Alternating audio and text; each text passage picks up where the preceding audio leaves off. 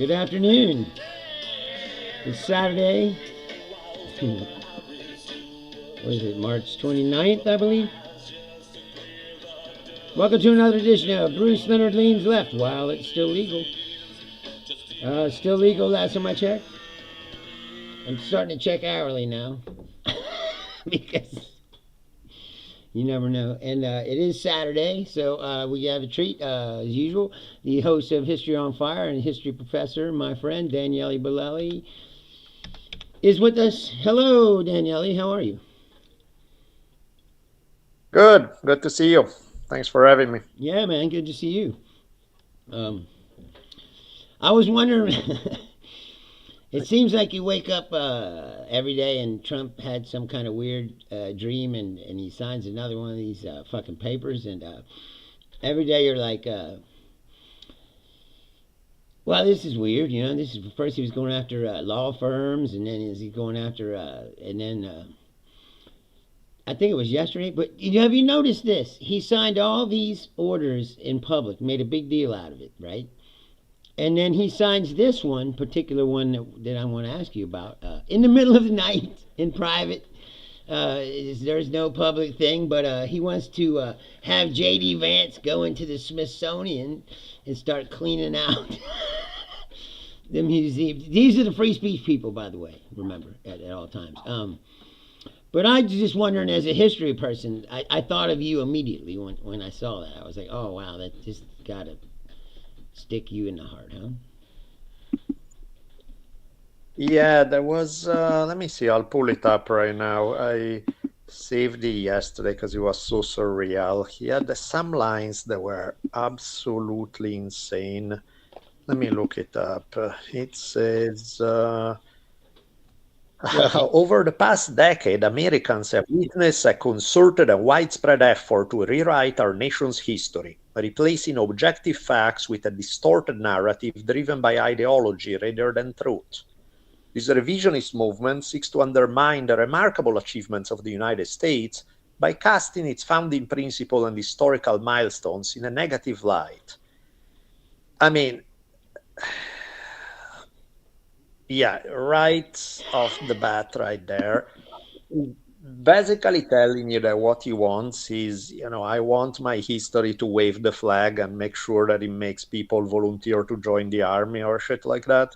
Where Right. he's like, you know, as a general rule, patriotism, or to say it for what it is, nationalism, is not a fantastic starting point for accurate history. If your goal is to wave the flag and pat yourself on the back, you probably have no business doing history. You're in the business of propaganda, not of accurate history. Because history, of course, is a mess, right? There are great things, there are terrible things, there's everything in between. You're not gonna portray any one nation in a perfectly positive light or in a. So the fact that that clearly is his goal from the very beginning, like from the very first paragraph, that's where he's going of like, how dare you criticize the history of the United States? It's like, okay, we're done. You're not doing history, obviously. What you're interested in is propaganda, Right. and that clashes with doing accurate history. Now, I'm not a fan of necessarily doing the opposite, where, you have guys who basically portray US history as it's the worst that ever happened in the history of mankind. Every evil comes from the US government. And it's like, don't get me wrong, there's plenty of horror that comes as a result of US government, but, they don't have a monopoly over horror. There are plenty of people in history who have done terrible things. So I don't think, anytime somebody's trying to portray a historical narrative is entirely black or white, unless you're talking about the Nazis or something, most people are not that black or white. Right. Doesn't mean that it's just a 50%, oh, it's all shades of gray. It may be very dark, or in some cases, it may be actually a positive thing with a few off stuff. But what he's doing here is clearly there's not even the hint of a desire for nuance. It's clearly something that's designed purely and only to present. It's hilarious because in the first line he talks about the this effort to rewrite our nation history, replacing objective facts with a distorted narrative driven by ideology rather than truth. And that's exactly what then he clarifies he wants to do in the next line, because Right. he's basically saying, don't give me anything that doesn't put the United States in a good light, which is Right. like, well, that you are replacing ideology instead of facts. Right. For sure. Well, this goes back to my original contention that I've been saying for a while. Is these guys are just Confederates, bro. They, the Heritage Foundation is founded by people who are relatives of the Confederates, and it's not that long ago. It's only two or Right. three generations of people. Like they still hold these beliefs, and now they feel like, uh, oh, they've been scrubbed away. You know what I mean? Like, and they want to restore Yeah, yeah. themselves into the narrative. Um, I mean, that's just No, my opinion. absolutely. It's like, what is that? No, no, but you're right. I mean, it's like, what is these facts that are fake, and what is that? The U.S. was that slavery was a huge economic engine for the United States. That the nation was built on taking the lands of indigenous people. That, I mean, those are facts. It doesn't mean that then every single thing about American life was horrible, or that everyone involved, they were all terrible people, but it does, you cannot erase those things or pretend they didn't happen. It actually reminded me back in 92 when he was running for office.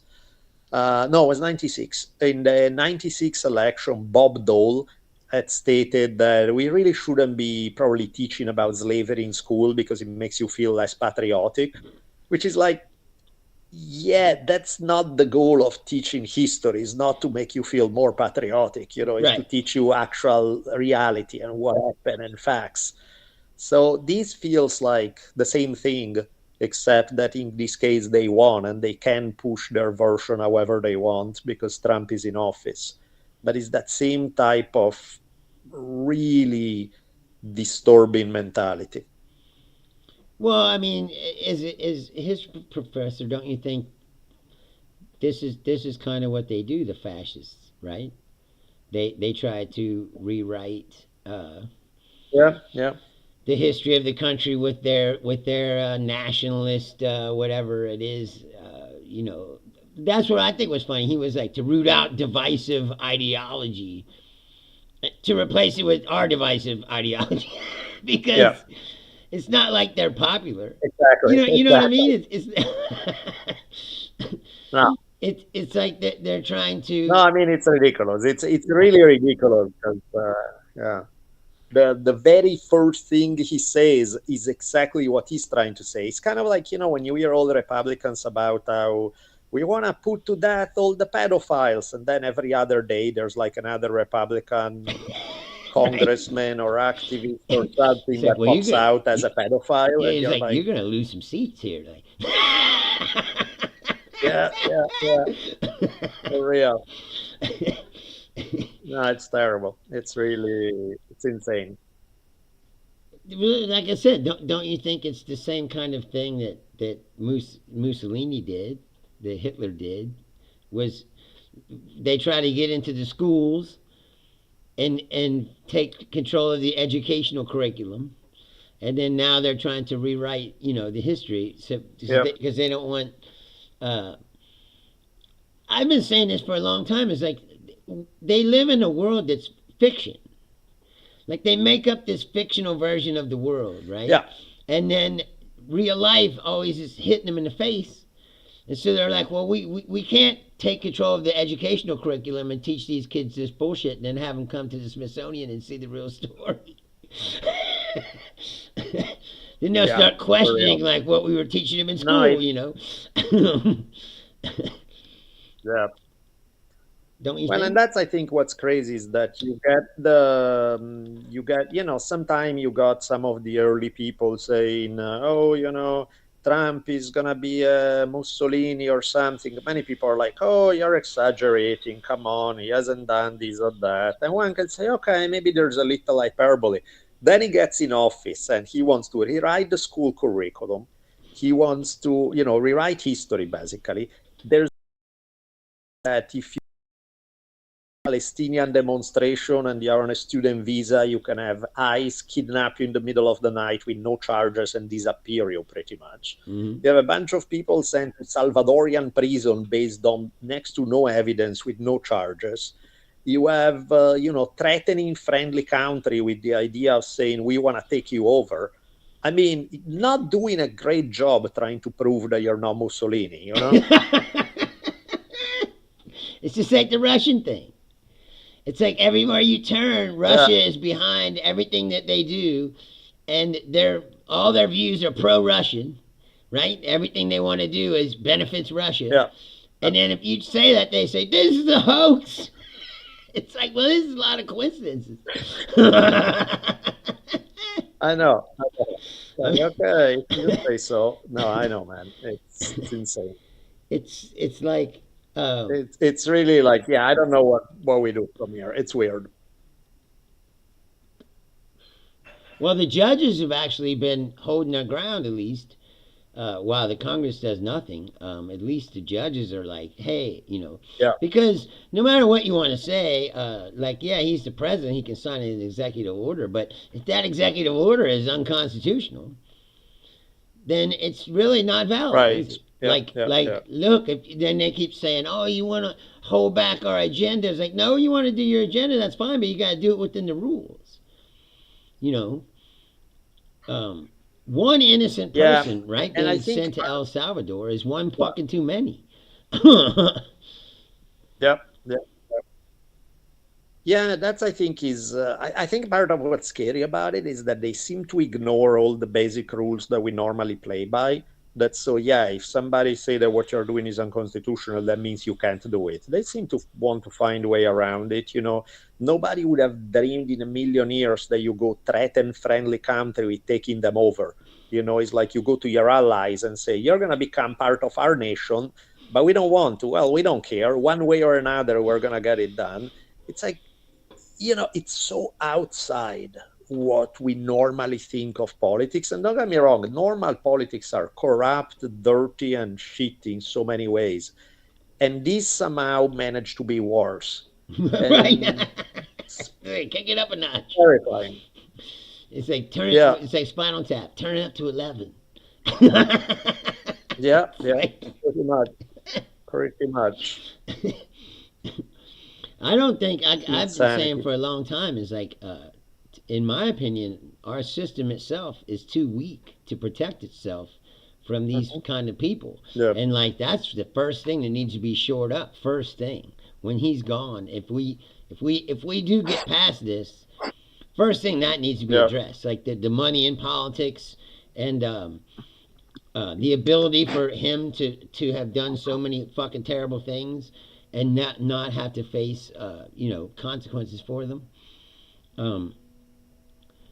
Because he's running for president. What the fuck is that? Like he shouldn't even be able to run for president, right? Don't like the guy's I know. The guy's a criminal. Like. Yeah. And he's going around. Yeah, you can't pardoning all vote these if other you criminals. have. Like if you stole an apple from the store, you can't vote if you got convicted, but somehow he can run for. It's I mean, we really live in a weird timeline. That's what was the Chinese course? May you live in interesting times. Yeah, this is definitely not the kind of interesting times I wanted. Yeah, exactly. And nobody's ever answered the question or even really asked that much is why did he have all them papers in the fucking shitter? Like what Right. Yeah. What was he doing with this shit? Like why did he want it? And well, and if we wanna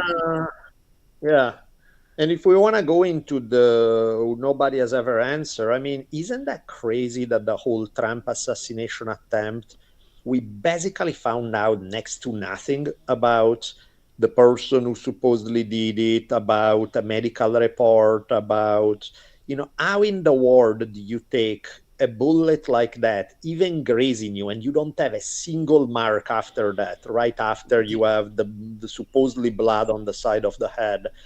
I mean, I'm not a conspiracy guy, but that looks shady as shit. Yeah, no, I say that all the time. Like, I'm not one of these crazy conspiracy people. Who's like, most of the time, I'm laughing at those people. But that situation is weird. It's definitely weird. Like the whole that he doesn't have a scar. That's the weirdest part. Uh, I saw a Total, picture. Somebody total. posted a picture of Evander Holyfield or whatever. It showed his ear. It was like this. This Yeah, is his yeah, ear yeah, after yeah. Of course. Tyson bit him or whatever. And it's like this guy got shot in the Yeah, ear, and yeah, they show his ear is perfect. It's like, yeah. It's weird. It's very weird. And also, nobody in their right mind, I don't care who you are, nobody in their right mind goes back on stage going fight, fight, fight after having just been shot because you don't even know if there's another guy who's well, I there was with a rifle just to shoot you. That you feel, I was oh, God. I was a security guard, and I said that when it happened was like they Yeah, should have ran him out of there right then. Like nobody knew what was going on. Like the fact that they just let him stay up there yeah, was is very strange. You know, as well. It's like it's definitely not operationally yeah, yeah. like how. Doesn't make any sense. Yeah, yeah, yeah. No, I mean it's yeah, we probably would have ended up in all kind of crazy things if he got shot for real. But that thing, yeah, that did not make me think that was a real thing. That really was. And again, who knows? Weirder things have happened, but that looked very strange to say the least. Well, also, like you said, like usually there's like a biography of this person within a week. You know, like who is this person? Where did they come from? What were they looking at? What Nothing. made them do this? Like they just Yeah, fucking threw that kid in the box and moved on. pretty much. You're Like, like, I oh, don't think it's odd. yes, very very weird. um, Yeah. and things like that have happened in the past, Yeah, we right? don't even like right now. Yeah, yeah, but like right now, yeah, you don't even like I don't even remember the guy's name. That's how little he has been discussed in media, you know, Right. the shooter. There's there was so little about it and motivations and what happened, or hardly any of that. Whereas, every other school shooter, you got like the full report on everything they ate for the past 3 years. But this guy is like a ghost. Weird. Yes, very strange. I've always thought that too, and I said, but I don't like to talk about it too much because I said, then they say, oh, they're becoming one of those wacky dudes. Yeah, Thinks yeah, the yeah. moon landing was fake and the Earth's flat. Yeah, It's like, yeah. no, I don't believe that. Well, it's that thing is like just because 100 conspiracies are fake doesn't mean that 101 is fake. It's Well, like there's occasionally some stuff happens for real. yeah, I yes, Julie, I do see you. I just been in this conversation, so I didn't want to break it up by reading them. She says other dictators in history have staged assassination attempts to increase their favorability. Now, that's why I was asking you. Like, this is that kind of thing has happened in the past, right? It's not like it's unprecedented, correct? I mean, No, of course. Makes perfect sense to do it. I mean, it shot his popularity through the roof at that time. right? They were like, "That's the most macho thing I've ever seen," you know. Then that was the other Yeah, part of it yeah, was like because the weirdest part because you know and I know deep down Trump is not a tough guy. He's a big mouth no, guy. of course not. Like when he gets in the presence of Yeah, like Putin and shit, he folds up like a chair. Like you see him, you know, slouching over and shit. Like he's yeah, not a tough guy. That's why this new Canadian guy punked his ass. I think. Guy's way smarter and probably yeah, way yeah, yeah. tougher than That him. was great. And he, you know, Trudeau, is kind of softy. He was Yeah, able to push him around. You know, like this guy probably told him, "I ain't yeah, Trudeau. Fuck you." Eh? yeah, yeah, exactly. Yeah, You fucking hoser. that thing. And then Trump No, came out of there like he well, called him prime. yeah, I Notice like he didn't call him the the. governor. Yeah, yeah. No, I like how he put him in his place. He gave a good speech. That was very good. Let me do this though. I'll go. I promised my daughter that we would spend a day together, so I'm gonna head out and let you to do your thing. But it was fun as usual to jump in and get to chat a little bit. I'm glad we got to chat about the history part of this insanity. Yes, well, as I said, when I saw that order, I thought of you immediately. I was like, oh, this is fucking Yeah, got this guy hit you right in the gut. You know, like um, yeah, as a that's person nuts who's a completely. historian, like you don't want people carving up history. Definitely. Anyway, thank you for joining me as usual, my friend. It's great to see you as always, and Cool. tell your daughter I say hello. You guys have a Will good do. time. Thanks for chatting, Yes, sir. Thank you very much. and we'll touch base soon. All Cool, right. my man. Have a good one. Yep. Bye bye. That's Daniele Bolelli, the host of History on Fire. If you don't know History on Fire, like I said, it is on iTunes and all the big podcast platforms. Please check it out. Um, 'Cause he is a history professor. He's he's way out of my league. That's what I always said. Like I was on his show. I was like, I don't feel qualified to be on your show. But here I am. um, yeah, it's like I said, that Canadian Prime Minister. You notice he didn't call him the governor. That guy looks way more like as a serious dude than Trudeau. I don't know. Trudeau is a guy. I think his family was in politics, so he just grew up in politics. You know, like, and so he he never appeared to me like a tough guy. He's. I mean, I liked him, but he's kind of a softie. You know, like that's what Trump was able to push him around. But this new guy, like I said, he's a fucking businessman. I think he's a self-made billionaire or something. And again, like Trump is a rich kid. Trump inherited $400 million from his father. He wasn't. He didn't work his way up from the bootstrap. You know, like he's a trust fund baby. I think this guy in Canada, I don't think he was that. I think he built this himself. And the way he carries himself, dude. And I said, his Trump didn't call him the governor and didn't mention the 51st state. He probably told me, you better stop, fuck off with that shit. Eh?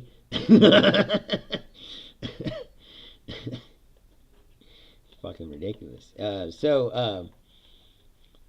No, that's what said Julius. Yeah, see, wasn't Trudeau's dad also had a state? That's what I'm saying. I think Trudeau's the son of a former prime minister, so he was born into it. It's like Bashir here in Kentucky. They go, how's a Democrat the governor of Kentucky? Because it's a Republican stronghold. Well, his dad was in politics, so he grew up in politics all his life, and plus his name is famous because his dad was in politics for a long time, and so he's a I don't know what you would call that. He's definitely inherited some political cachet from just the name of his family. You know what I mean? So, speaking of that, Kentucky, we got to get rid of James Comer, man. I mean, come on. James Comer is such a pathetic nutlicker, dude. He's introduced a bill that will give the president, it basically neuters Congress. Gives the president basically ultimate authority to do anything about spending and basically abdicating all the Congress's powers to the president. I was like, why don't you just dissolve the Congress and fucking take your worthless ass home, you piece of shit? I mean, what is the point of a Congress if it's just like I was saying the other day? I mean, I didn't say it on the show. I think I said it on my Facebook page. But in the Blue Sky. If you don't follow the Blue Sky, get on the Blue Sky, please, because it's like Twitter used to be. It's not all the trolls and shit. It's a lot of news and people just discussing things. But anyway, what's the point of the Congress if the fact that Trump has done all of this questionably legal shit and the Federal courts are stopping them because it's illegal. And we haven't had one single congressional oversight hearing this entire time. Tells you that these are these people are fascists. What they've done is stack the Congress with fascists who believe that Trump should be the dictator of the country. And so they've managed to turn Congress off because they have a 3-vote majority or whatever. But anyway, it worked. It's working because even with the 3-vote majority, that's what I'm saying. There has to be 3 or 4 Republicans that turn. And these town halls, keep doing what you're doing. This is working. I said, these town halls, keep going, keep yelling, They were in Indiana just last night. I wish I would have known because I would have driven there. Because you can get, well, unless it's up north Indiana. But if it's to Indianapolis, I can drive there an hour 40. You know, it's not that far away.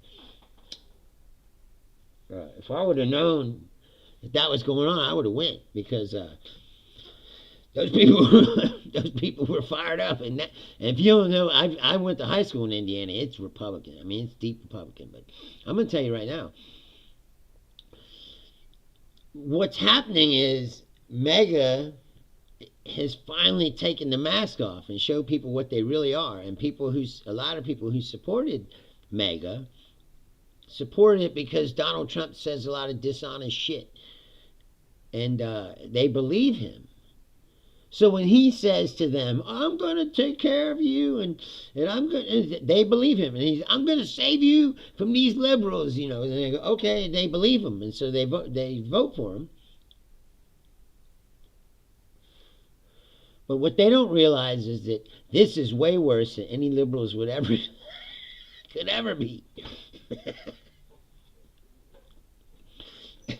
Okay, here's the choice, America. You can have this fascism and they destroy the government and cut all your social services, or you can have 10 trans people play sports and you can keep your social security check. How about you fucking put your fucking head on and realize, you know, hey, maybe 10 trans people playing sports ain't the end of the fucking world. You can't run your country on a culture war. Because culture war doesn't pay the fucking bills. It doesn't feed your fucking kids. It doesn't get you health care. It doesn't get you the things that you need. It's unbelievable. They want to dismantle the administrative state because they hate it. They've always hated it. Because conservatives are basically rich people that want to get by without paying any taxes. And as a matter of fact, they want to raid the tax dollar fucking bank account. And they all do it. They all get tax money. And then they turn around and say, well, this fucking welfare mom, she's fucking rooting the system. You know. Then they say they're pro-life. Well, they take food away from your fucking kids. I don't understand how anybody doesn't see through. I mean, maybe a lot of people I think are now, like, because I said they've taken the mask completely off. That's the thing about MAGA is MAGA is what, like, the Ronald Reagan conservatives used to be, but they used to have a mask on and pretend like they weren't that evil. See, but Trump is a total sociopathic psychopath who doesn't give a fuck what you think about anything. So he's going to do whatever he wants to do. And he believes that all these people are brainwashed behind him, and they have been for a long time. But he hasn't been fucking them over like he is now. Now he's like, I said, the mask is off. And you're like, ho, ho. Like Daniele said, he is Mussolini. Or he wants to be Mussolini. And he's following that playbook to a T. But like I said before, most people aren't like that. I was yelling at you people before, the 30 something people that didn't vote. And I'm going to yell at you again. You're the reason why we're here. If 10% of you would have got up and voted, we wouldn't have this fucking problem. That's how close the election was. If you got up, 10% of the 30 that didn't vote, you don't even all have to get up. But if 10% of you would have got up, Kamala Harris would have won, and we would still be where we were before. This is like when Trump first ran. My dad's always fancied himself a libertarian. He's always voted for that. I don't know who that fucking guy is. I can't remember his name, but this guy ran for libertarian president like 20 years in a row. I can't remember his fucking name. Johnson, maybe? Some Johnson? I don't know. Look it up for me, Julie. He ran for president like 20 times. My dad voted for him every time. But anyway, the first time that Trump was running for president, my dad, we were driving somewhere and we were talking, and my dad was like, you know, I think I'm going to vote for Trump. And I was like, what? He was like, well, you know, it's not working. All the arguments you hear, you know, like, well, it's not working. Regular politics aren't working, blah, blah, blah. And I was like, well, I mean, you know, I've seen Trump for what he is from the very beginning.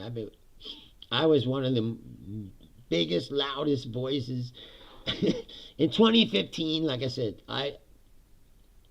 we'd be having a different conversation right now, because I said there'd be thousands of people watching this show, because at that time, I should have started my show then. I said, again, timing. That's a big issue in my life. It's always bad timing. But that's my fault. Like I said, I should have started a show, because I said at that time I had thousands and thousands of followers, and my posts on my regular page with the insights, I was getting millions and millions of views, and some of my stuff was going viral, and people knew who I was back then. Because, like I said, I was one of the most loudest vocal opponents of Donald Trump. I know what Donald Trump is. I've seen him my entire life. There's no way to whitewash what kind of piece of shit this guy really is. But anyway, my dad was like, I want to vote for Trump because I think that politics aren't working. And I was like, well, of course they're not working, but it's like, this guy's not the answer. Like, you know, this guy's a fascist, and this is what's going to happen. He's a Russian fucking tool. And my dad was like, yeah, they're blah. And he voted for him, right? And like, I don't know, 2 weeks or a month in, maybe, I went over there to visit him, and my dad was like, you know, you were right. And I was like, what? He's like, yeah. He's like, this is different. He's like, but it's too different. And this is the first time. My dad's crazy now. Like, he's buying guns left and right. And he's talking about, don't protest too much because he's just going to declare martial law. And it's like, he's worse than me. See, I don't think that'll work. People say that, but it's like, this is a big country. You're going to lock down martial law in all 50 states. Each state has a different rules and laws, and like I don't believe that all the National Guardsmen and military would go for that either. I don't think that it'd be that easy to turn the U.S. military on to regular people. Now, it has happened in the past. From the 70s. No, this guy ran, no, I'm telling you, libertarians ran the same candidate for 20 years at least. Like I said, this guy was always the libertarian candidate. And you know what's weird about that is that you don't know who he is. You've never seen him. He's been the head of the Libertarian Party for 30 fucking years. And you go, who's that guy? I don't know. That's how fucking little power, you know, libertarians. They don't even have a member in the Congress. There's not a libertarian member of the Congress, is there? No. There's only Democrats, Republicans, and a couple independents. Bernie is independent, but he's a Democrat. But um, libertarians ain't got nothing. That's why I laugh at them when they're online talking, because the whole no, not Ron Paul. It's another guy. I can't remember his name. I always used to laugh at my dad because he voted for him every time. I think, as I said, I think his name is Johnson or something. I don't know. He's like Jill Stein. Like you never see him, and then he comes, and they don't even have commercials. I've never seen a libertarian commercial. Well, wait, who did the dead baby commercial this time? Yes, Gary Johnson. I told you I thought it was Johnson. Yes, Gary Johnson. My dad voted for Gary Johnson like 25 times in a row. He, like I said, my dad's a character. But yeah, he's always. But I'm glad that I had my father, because my father taught me the law and rights. When I was a kid, when I was a little kid, my dad taught me about Miranda rights and what the cops can and can't do, and how you can stop the cops from doing shit if they're trying to like violate your rights and principles. I said I'm glad like that I had the father I have, even though he's a little wacky. He taught me all kinds of stuff. Like I wouldn't know all that stuff if it wasn't for him. And of course, him telling me that. Oh yeah, you see, you're laughing. It's true. When I was like 6, 7 years old, my dad would be like, if the police ever, or we'd be in the car and the police would, he'd get pulled over for whatever reason, because he was also, he was a wild dude. So this is true. He'll tell you, my dad had like 5 cars. They were all pieces of shit, but my dad's philosophy is always like, you gotta have more than one car, because if your one car breaks down, you have another car. So he was always collecting cars. He had like 3 or 4 cars, and one time he had like he had 4 cars, but he had 1 valid license plate. So whatever car would start, he'd put that plate on. He'd be driving around with false and fictitious plates. May or may not have insurance, like. But so sometimes he'd get pulled over for shit, or he'd have like a piece of shit car. So like the muffler would fall off, and the car would be all loud, and you get pulled over for your car being loud, or whatever. But then my dad would say to me, like after it was over, he'd say, "Now this is what they can do, what they can't do. Don't let them, don't let the cops fucking bullshit you. You have rights, like." And it works. It works. Like a lot of people don't know this. I'm gonna teach you something that you may or may not know. A lot of people, this is where they fail, because they don't know their own rights. So they just let the police do things that they really can't do, right? It's like, for example, your car is considered personal property. It's like your house, right? The cops can't technically, by the law, just search your car. You have to give them permission. That's why they ask you. They say, "Oh, you mind if we search your car?" And most people panic, or they don't know their rights, and they say, "Oh, yeah." And once you say yeah, you're fucked. They can go in your car, they can search everything. They can do whatever they want, right? But you have the right to say no.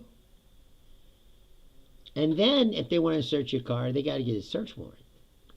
So they got to call a judge. They got to have a hearing. They got to get a search warrant. However long that takes. And most of the time, you haven't really done anything that wrong. You might have some weed or something in your car. But I'm saying you haven't committed like a major crime. So it's not worth it to them to sit there and wait and call a judge and get it and tell him why he wants a search warrant, get him to type up a search warrant and fucking sign it and send it down there. Sometimes they try to get around it by bringing a dog, because the dog will walk around your car, and if you got some drugs in your car, then the dog might trigger it, and then that gives them probable cause. Now, see if they have probable cause. Like if you're smoking a joint, let's go through some various scenarios. Let's say you're smoking a joint, right? And your car smells all like weed. It's filled with weed smoke, right? Like Cheech and Chong, and the cops pull you over. Then that gives them probable cause to search your car because of they smell, they said they smell weed or whatever. But even then, you can object, and it depends on what state you're in. Some states, they don't give a fuck. They'll just violate your constitutional rights. If you're down south, like, they don't give a shit about your constitutional rights. They'll do whatever they want. But either way, but if your car's not filled with weed or weed smoke and doesn't smell like weed, and they don't have probable cause to search your car, they can't search your car. If you say no, they can't. I've done it, and it works because it's the law. Especially now they got cameras on all the time, and so the whole interaction is being filmed. And like I said, that's most people's faults, is that they don't know their rights. You see, this is why this is all so important. The Constitution gives you rights and freedoms and protects you from the authorities, the police, and even the President of the United States. I mean, theoretically. Like, this is where we're at. We're stretching the limits of what that is. And that's why due process is so important. It's why you can't have a government have the power to just pull people off the street on vague accusations of anything. Okay? They say, oh, Khalil Mahmoud and that Turkish girl, and there's another guy, a new guy, that I think it was Alabama. Hold on a second. We need to get these names into the record. This man's name is Alireza Dirodi. He's a PhD student in mechanical engineering at the University of Alabama. He was abducted by ICE on March 25th. And the reason why has not been disclosed. Now, this is the problem. And they say, oh, these people support Hamas. Well, maybe they do. Perhaps they're correct. But it's incumbent upon them to prove that accusation. And like I said, the Constitution protects you. That's what the freedom is. That's what was supposed to make the United States so much better than everybody else, is that we have this Constitution that gives us these rights. And everybody in this country, whether you're a citizen or not, if you're in this country and you're standing on the soil of the United States, you are protected by these laws. They give you inalienable rights as a human being to life, liberty, and the pursuit of happiness. That's how it's written in the fucking paper. Okay? And the pursuit of happiness is not to come here to go to college and end up somewhere in fucking El Salvador, some Supermax prison, next to some MS-13 guy who's killed 57 people. That is not... that is not. Julia says, by giving them permission to search the vehicle, a person risks a bad cop planting evidence. Yeah, which has been done thousands of times. But also, my point being, they don't have the right to just unilaterally search your car. Let's say they go, open up your trunk. No. No. If you want to do that, get a search warrant. That's my personal property. Accusing me of a crime, are you? What do you think's in my trunk? In most of the time, I ain't got nothing in there. But that ain't the point. The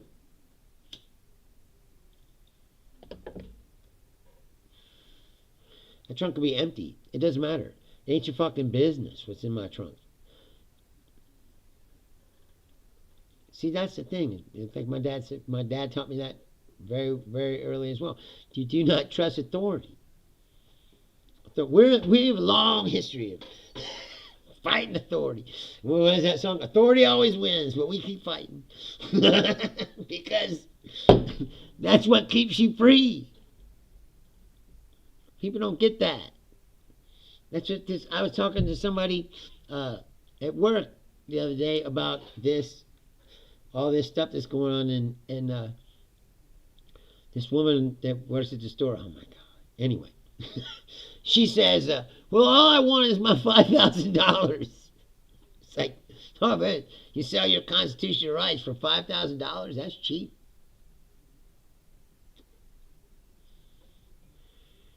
The average person in this country is ignorant. Stupid is a strong word, but there's a lot of stupid people. There's also a lot of ignorant people. If you don't know what your rights are, you don't know that they're taking them away, do you? People need to learn a lot of shit from this incident. If we get out of this, people need to learn a lot of shit. It's like freedom isn't free, and it shouldn't be taken for granted. People have fought and died. I'm glad my grandfather's not alive to know that he fought the fucking Nazis only for us to become them.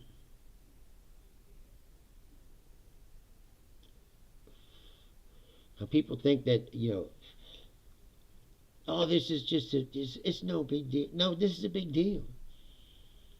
They're trying to fundamentally warp what America is into something completely different. And if you let them do it, like I said, once you give your freedom up, it ain't easy to get back. Right now, we still have it. I mean, theoretically. If you're white, at least that's why I'm here. I'm a white male, and I'm a citizen of the United States. So therefore, that gives me a lot of leeway to talk a lot of shit. And maybe or maybe not get dragged off by ICE at some point. But I said that before. I feel like it's my civic duty. People are being disappeared with no due process, no hearings, not even being accused of a crime. Okay? So, you're not going to sit here and tell me that this isn't a big deal. It's a big fucking deal. This kind of shit's never happened in this country. You see that video of that woman getting taken off the street? It looks like something out of Cold War Russia. Or like what they used to show in like East Berlin. When there was a wall, if you don't remember that. Remember Berlin used to be cut in half. It was a wall, and one half was free, the other half was living under the Iron Curtain. And if you tried to cross that wall, they shoot you.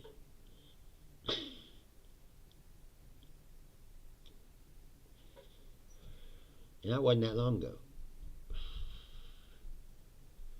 Yeah, Julia says, same with my grandpa. I fought World War II. Be rolling in his grave if you knew what was happening. Yes, my grandfather, my mom's father, he fought World War II. Fought the Nazis. Helped save the world. And here we are. We're becoming what we... Did you see what they tried to do? They tried to gaslight Greenland. They tried to use it because I guess the Nazis tried to take Greenland in World War II, and we went there and saved them. So they're showing them video of that and being like, you should be grateful that we did that for you 75 years ago or whatever, and then let us do what the Nazis were going to do, which is roll into your country and take it. It's like, it's the highest level of gaslighting you ever see. And J.D. Vance, man, oh my God, I'm sorry. There's not been a more unlikable douchebag to come down the pipe in a long time than J.D. Vance, and he's from right over here. He is a piece of shit.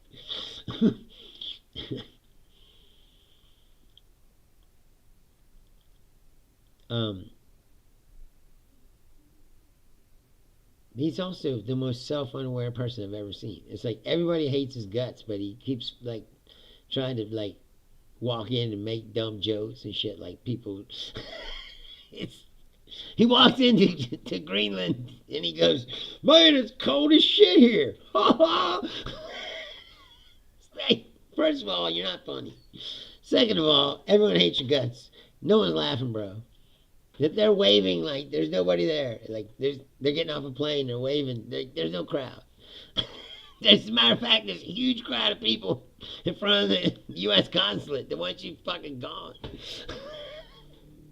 And then he gets up there and tells them that Denmark hasn't been good to them or whatever, and they need to let us take over for their own good. And you're like, and then you're reminded that this person hasn't done anything ever in their lives except grovel in front of billionaires and lick their fucking nuts and take the scraps that they throw to them. I mean, that's all he's ever done. They try to act like, oh, he's a tough guy. He was in the war in Iraq. Like, yeah, in the trailer, writing press releases. He's just fucking soft, bro. He's just like Trump, a fake tough guy. He wants to act all tough. He's not fucking tough. Zelensky would have choked the shit out of him. I put J.D. Vance versus Zelensky in a cage match. I give J.D. Vance about 30 seconds. That's if he can move fast enough to get away from him.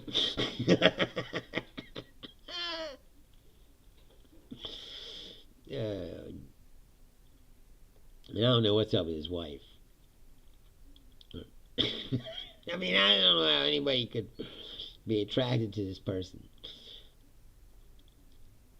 that everybody hates. Everybody hates this guy. Oh, he's a good man. I'm sure he's a good guy. Julia says, off topic, Bruce, maybe we've already said here, but is that tapestry remind you of the dude? Yes. It's a rug. It's a dude rug with the dude's face. Wait, hold on. See? Yes. I bought it a couple years ago, and I had it in my apartment in Vegas. And then it was on the ground, obviously. And, hey, Kenneth, what's up? And then when I came here, I rolled it up, and I only brought home what I could fit in my car and the dog. But I rolled up the rug because I love this rug. So I rolled it up, and I brought it here. And I put it out there's a room in the front with a wooden floor, and I put it out there, and my mom was like, oh, no. My mom's like, I don't want that in the house. So then I put it on the front porch for a minute, and then she was like, no, I don't want that. So I rolled it up, and I put it away, and I was like, oh, I guess I won't be able to put this rug out until my mom passes away. And then I started this show, and I was doing the show, and I didn't have no backdrop. It was just me in the basement. And somebody said, I can't remember who, I think it was Suzanne Dickman. She messaged me and was like, your show's pretty good, but you look like a serial killer sitting in the basement. You need a backdrop. So I was like, yeah, you're probably right. And then I started looking online for backdrops to buy for the podcast. No, it ties the show together, Julia. That's what I said. But the first time, it's like the rug was what ties the show together. Anyway, I was looking for backdrops to buy. It's all like the fake books and the fake office and the fake, this is all fucking dumb. And I was like, this is fucking stupid. And then it just occurred to me, I was like, oh, wait a minute. I got that rug. I was like, I bet I can make that work as a backdrop. So, because I have this metal, I don't even know what it is. My stepfather had, it's like a metal rack thing that, it folds up, but it opens up. So it's like it's a rack, for something, but, So I just opened it up and hung the rug on it, and it worked perfect. And I was like, this is fucking awesome. Plus, I mean, it's a cool backdrop. Nobody has dude rug as their backdrop. At least I have that. I'm one of a kind. Anyway, that's the story of that. That's how that happened. Um, yeah, it's a dude abides. Plus, it fits the theme of the show. Here's Lean Left. We're fighting fascism. They're fucking fascists, dude. It's like...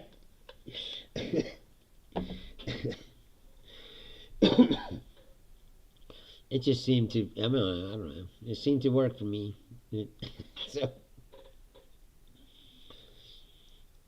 I did. I was looking for. I'm looking for a Gonzo flag. I mean, I use that sometimes too. I think. The Hunter Thompson thing, the knife with the fist, and the Gonzo. That's why I went to the protest. Like, I'm gonna start trying to do stuff like that. Like I said, the Gonzo journalism, where you just put yourself somewhere. And it worked out pretty good. Like I said, I never tried to make a film, and it worked out okay. I wound up with like a 10-minute piece.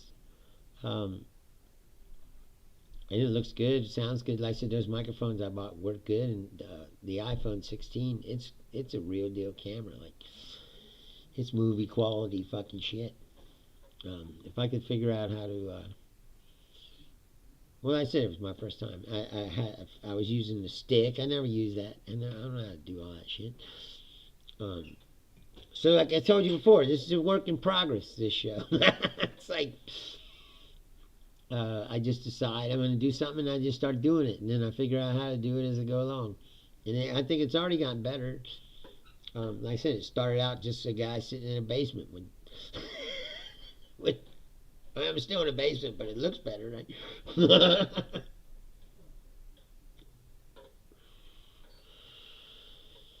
But back to what I was talking about. Like I said, your rights, my friends.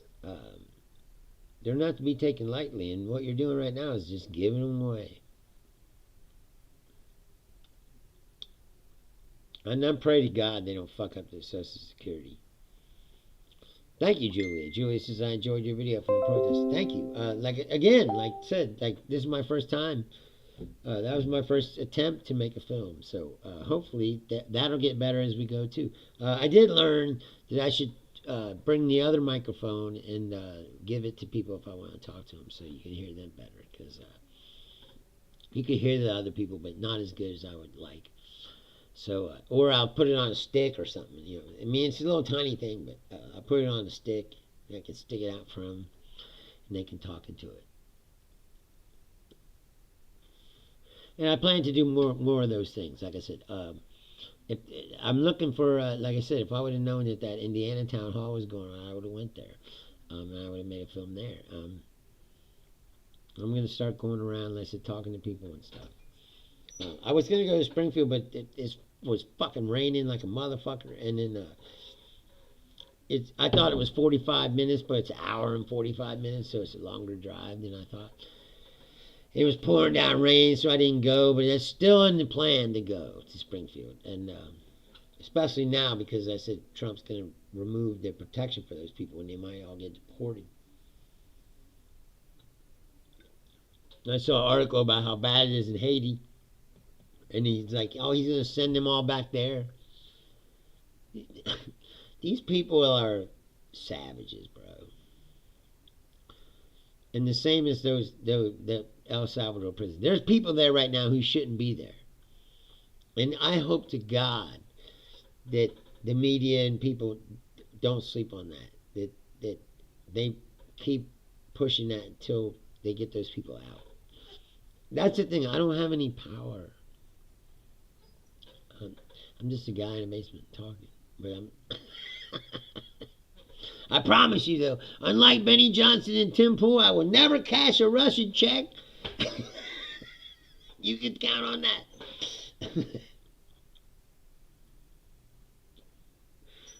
Yes, there was a Tesla takedown, another one today. But I wasn't able to go because I was at work and I had to come home and do this show. So I wasn't able to go to that one. But I'm definitely going to go. And I think April 5th, there's that hands off Social Security thing where they're making like a human chain around. I don't know if it's a human. Like the one time they did that thing, hands across the nation, did a human chain all the way across the country. I don't think they're doing that.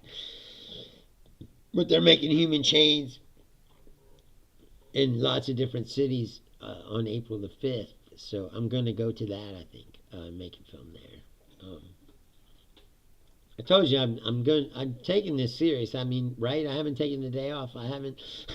Like, you haven't show. I said Tuesday, Thursday, and Saturday at 6 o'clock. And since I said that, I've been here, right? You haven't came to your computer at one day of those days and I was like, oh, you just didn't show up today. And you're like, no, I'm taking this serious. I'm doing it. And when I do things, I don't fuck around. Like I try to do the best I can. So like I said, I'm going to try to produce more of those kind of pieces. And hopefully this would turn into, like, I want to find more guests than just Daniele. I want to make this into a real show. Like I said, that if you spend your time watching it, that you don't feel like I'm just fucking around wasting your time, because what we're talking about is deadly serious. I hate to be the bearer of bad news.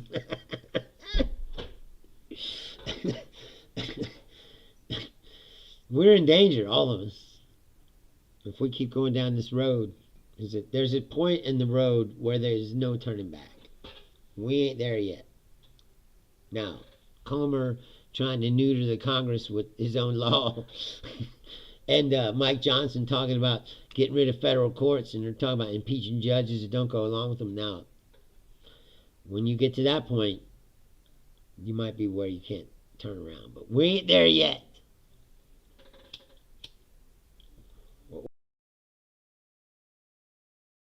The midterms and get the Congress back. Once we get the Congress back, we can flex Congress power. At least, slow them down massively. Put a wrench into everything they're doing. But they're going to have 2 years of free reign. I mean, not free reign, I'm saying basically free reign. But your voices work. They've already changed things because of the way the way people have been speaking up. Yes, Julia says she's pretty scared, that's for sure. Yes, I am too. I mean, I'm not sitting here quaking in my boots like, oh, I'm frightened. Like, because I'm like, okay, at a certain point, it's like, well, we're going to have to fight them, and I'm ready for that. That's what has to happen. I hope that doesn't happen, but if it does happen, then that's what happens. We've been through this before. They always lose in the end. That's the point. It never works out for them. They're fanatics. Their fanaticism will, it burns itself out. Because most people aren't like that. Like I said, once they piss off enough people, that's what J.D. Vance tries to be like, oh, well, the Supreme Court make a ruling, let them try to enforce it. They don't have an army. It's like, well, they do. It's us. It's us, my friend.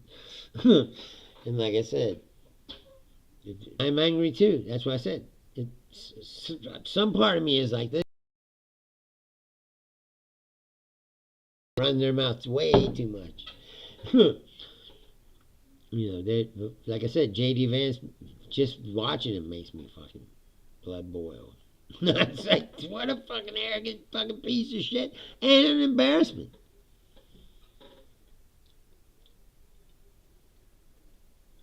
I don't know about you, but I take NATO and all that seriously. I take our obligations to Europe seriously. I mean, like I said, when we called on them, they came.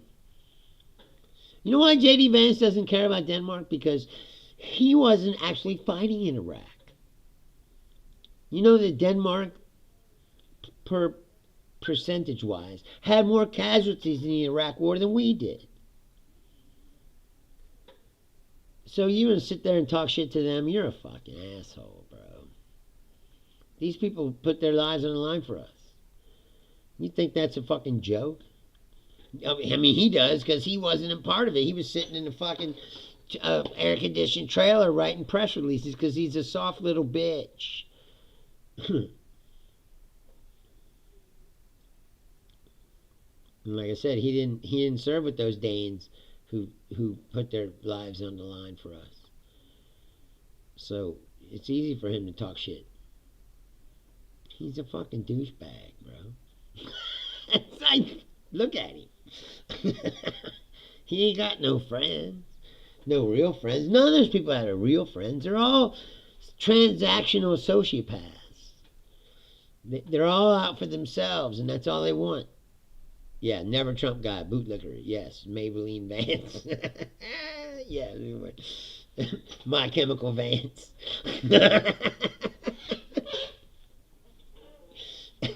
My Chemical Romance? No, My Chemical JD Vance.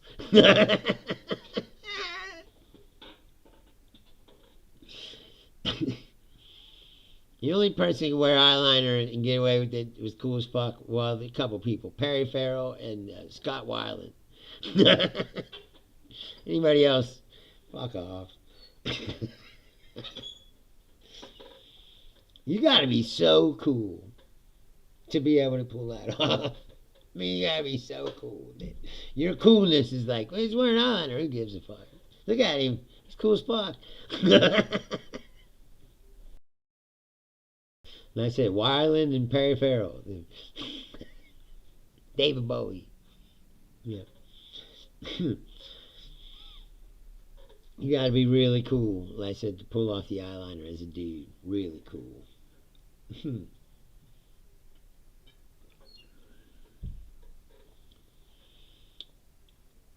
I've done it a couple times when I was younger. Not for very long though. I was like, this is a pain in the ass and fucking burns in your eye. I used to play around and experiment with all kinds of different looks. I had a look at my hair. It was all different colors. That's probably why it's thinning now that I'm older, because I fucking bleached it and fucking put manic panic in it and all kinds of shit. My hair was thick and black. Deep, coal black. I saw a picture of myself and I was like, whoa! I mean, my hair was black, like this shirt, like black. And then all of a sudden, it's all gray. Like, my mom, when my hair was first going gray, my mom was like, why don't you put that just for men?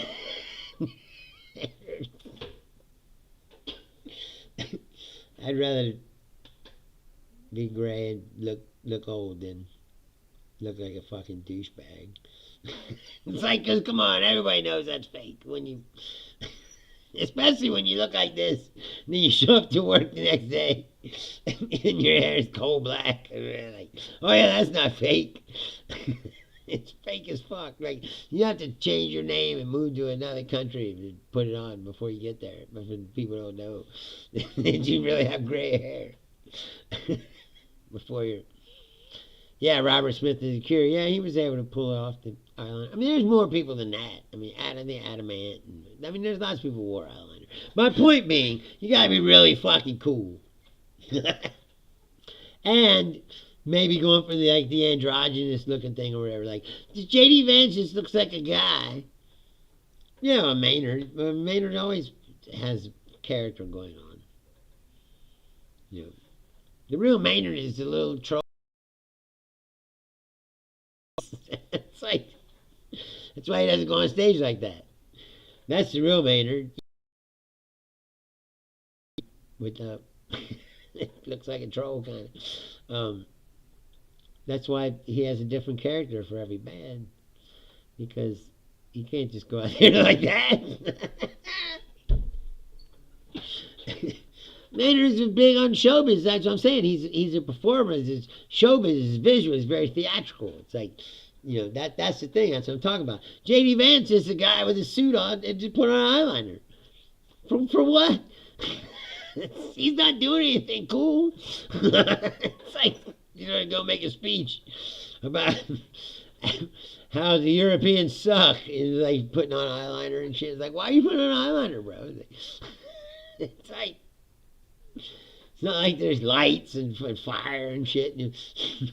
Yes, Prince. Well, I mean, come on, Prince is Prince, bro. I mean, Prince is like uber ultra cool. Like there's not many people that have that much charisma. You know. Like David Bowie was one, I think. You know, Prince. It's like they just walk into a place and you go, whoa, you know, that guy. Check that guy. He's fucking cool, you know. You just feel it, like. And people always say I have charisma, but it ain't like that. I have a different kind of charisma. I like push. I like project energy. That's my thing. I'm not like, oh, look at that guy. He looks cool. Like, I never looked cool. I mean, I tried, but I project energy. Like, that's the thing. Like, most people don't even believe I can do the shit I do. That's how fucking. It's like the charisma I possess doesn't exist off of a stage. It's like it's like, oh, I can walk up on a stage, boom, you know, I can project energy, and I can take control of a room, and I can do, you know, comedy or whatever. Or like, I'd be like, oh, I'm in a band. What? And they go, yeah, I'm in a band. And then people go, you know, whatever. And then the band starts playing, I get up there, and then fucking, and I put up the energy, and then people go, whoa, he is in a band. It's like, then when it's over, I become this again. And like, this isn't, you know, I'm not one of those guys that can't turn it off. It's like, dude, it's a performance. I can't stand it. That's one of the things about showbiz. You know, you can't stand. There's comedians like that. Like, they never turn it off. They never turn it off. And like, you'd be hanging out and they'd be like, you know, you're like, dude, you know, calm down. Like, it's like, do you have a personality of your own? Like, see, that's the thing is my I work for this guy, and I worked for this guy for like 5 years, maybe 6 years, and I was in a band. And I moved to Florida, right? It was like, I'm gonna get in a rock band. I was like 19 or 20. It's like, I'm gonna be a rock star. I'm gonna get in a rock band. And I left here and I moved to Florida. I'm gonna get in a rock band. And I left here and I moved to Florida. Me and my friend tried to start a band. He played guitar, but it didn't work out. So and he gave up. But I was like, I came down here to do something, so I'm gonna do it. So I got a job in this rock club where these local bands played all the time. And I was like, I'll find a band to get into by working in this place, right? So I started working in a place, and I found a band. I got into it, and it was a very successful band. And everybody, that's what the other thing was. The whole time I worked there, I used to tell these bartender girls and shit, like, this band sucks, you know, like, one day I'm going to get in a band, it's going to be better than this. And they all laughed at me, and then I got in this band, and we played, and they were like, oh, you're right. It's like, you guys are really good. It's like, but again, no one believed me. They thought I was full of shit. But anyway, so I did all that, right? And then I moved away back home. After my band broke up, I came back home. And I started doing comedy. So I went back down there. I was doing comedy, and I had recorded this DVD, and I gave him the DVD, and then I saw him again, and he goes, man, I never realized you had all that going on in your head. And I'm like, you only know me for 5 years. It's like, what, you think I'm some idiot? It's like, he's like, man, you're a lot deeper than I thought. It's like, that's because I don't walk around trying to be the deep comedian guy 24 hours a day. You know, it's like there's a time and a place for that. And when I'm just hanging out, like around regular people, I'm just a regular dude, just trying to be a regular dude. Maybe that's my problem. Maybe I should just try to be like, I'm better than all of you all the time. It's like, but I hate those people. I hate them. It's like, it's nothing worse than a comedian who can't turn it off ever. And you're like, do you have a real personality? Like, there's no fucking way you can live like this constantly.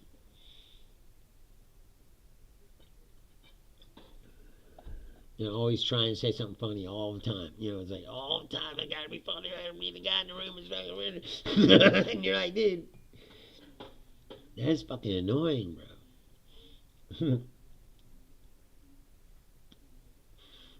That's why I loved Hedberg. He was like that.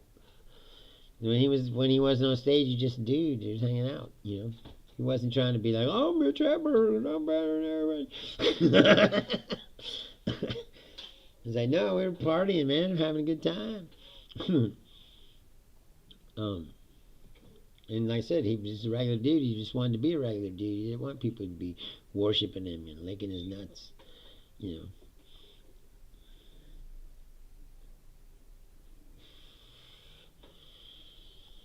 Anyway, let me get out of here. Again, I'd like to thank Daniele Bolelli for starting out the show with us. And again, he has a podcast called History on Fire. It's all over the iTunes, Spotify, anywhere. You just look it up. You can find it. He also has a podcast called The Drunken Taoist. And I was on that show once, so if you never heard that, you can go there, The Drunken Taoist, and search through the episodes. You'll find it. It's buried down because it was a while back, but it's there. So if you've never heard that, you can check that out. And as always, I said I'll be back here on Tuesday. And like it's Saturday night, so I think I'm going to do my regular thing, which is go downtown and listen to some blues music or something. And Julia says, yes, thank you, Danielle. Yes, it's a great honor that he comes on this show. Like I said, the fact that we're friends is it still blows my mind. Trump brought us together. That 2015. And that's another thing. It's been about 10 years now. We've been friends for a long time now. We were just internet friends, and then when I moved out west, we became personal friends. And then he's one of my friends, and I could not be happier. Like I said, he's a quality person to have in your life. Anyway, I thank you guys. Thank you, Kenneth, and thank you, Julia, for hanging out. And I hope, like I said, I try my best. I hope that this show is entertaining, and that when you watch it, you don't feel like you wasted your time. And I'll be back on Tuesday, 6 o'clock Eastern. I am Bruce Leonard. This is Bruce Leonard Leans Left, while it's still legal. Thank you for tuning in. Good night.